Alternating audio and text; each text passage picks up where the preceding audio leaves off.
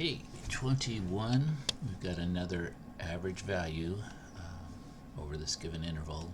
Remember, we just go ahead and, let's go with this color, yeah. We're going to take the integral from 0 to 14.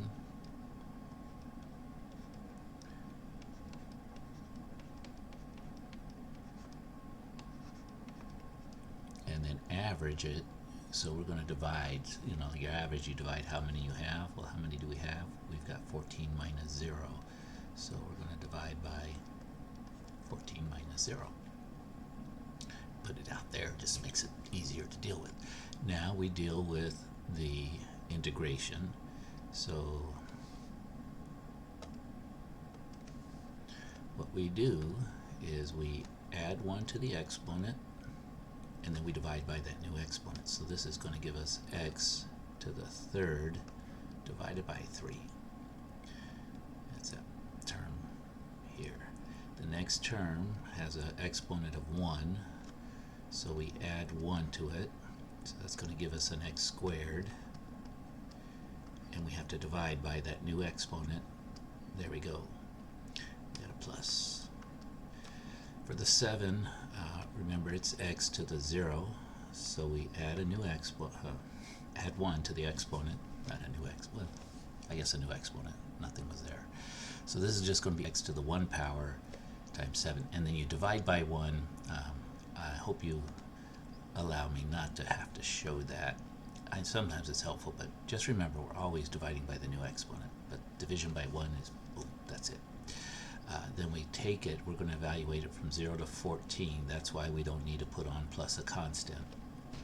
And we'll put a blocker here, and we're going to, at the end, multiply by 1/14 or divide by 14, however you want to think of it.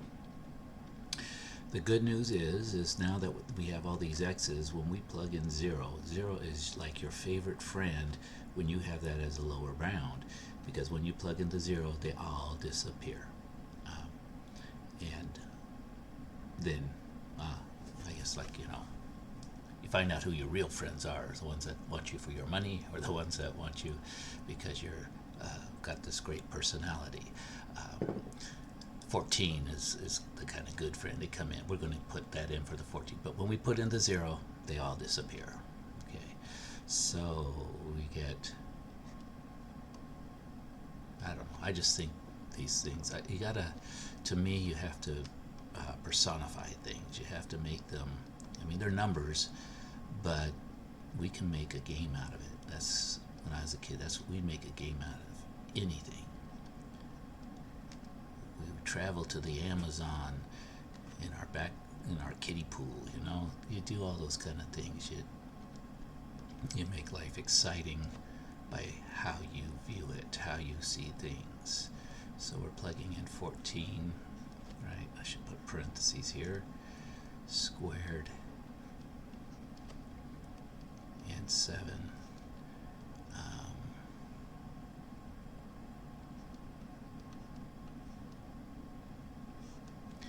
Okay, now I think we're going to bust out the reality of a calculator. I'm going to try to do 14 cubed in my head. Oh, maybe I should. But we'll just do it this way. And notice we're dividing by 3, so that's always a sign that, let's see, if you add the digits together, that's 8, 10, 17. It won't be divisible by 3. You could check, but it's at least not evenly. So we get, but notice we're going to be dividing by 14 here, so that's going to be our another helping friend. Actually, this division by 14 helps a lot. You could do it first. I don't know. I've already started this path. Let's go ahead and do that. But don't worry too much. This will come down a bit. Although, well, yeah. Now that I say that, I convinced myself it'd be a lot easier to go ahead and say, okay, 14 is going to distribute to each of these, right? each of them has a power of 14. So I don't like to erase things. I'd like to just say, okay, I changed my mind. So I'm going to put that. So when 14, this is going to knock off one of these powers of 14. So this is just going to make this squared. Okay, 14 goes into 14 when it distributes here. It's going to knock off the one. It makes this to the 1 power. Okay, and the cool part is on the last one, you divide 14 by 14, you get 1. Boom, you don't have anything to do there.